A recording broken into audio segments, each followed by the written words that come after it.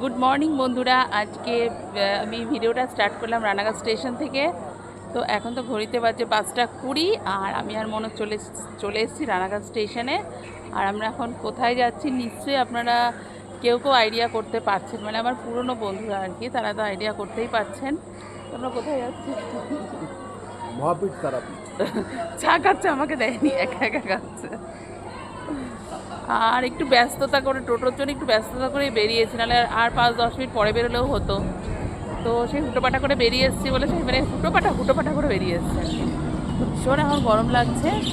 আর মা বাবার সঙ্গে দেখা করে এলাম। মার তো মনটা খুব খারাপ, আমি গেলেই মা কান্নাকাটি করতে থাকে, আমারও ভালো লাগে না।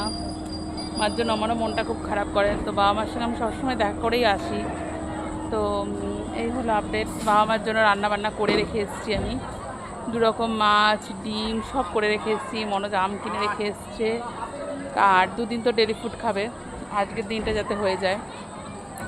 তো সব কিছুই ঠিক আছে, কিন্তু কি জানি মার জন্য মনটা খুব খারাপ লাগছে। বাবার জন্য করে, কিন্তু বাবা তো অবুঝ নয়, বাবা বোঝে। আর মা তো পুরো একদম অবুঝ হয়ে গেছে না, ওর জন্যই মার জন্য খুব খারাপ লাগে আর কি ছেড়ে আসতে। ভেবেছিলাম যে মা এলে ভালো হতো, কিন্তু গরমে মার কষ্ট হতো, গাড়ি ছাড়া মাকে কোথাও নিয়ে যাওয়াটা মারও কষ্ট, আমাদের নয়, কষ্টটা ছেড়েই দিলাম।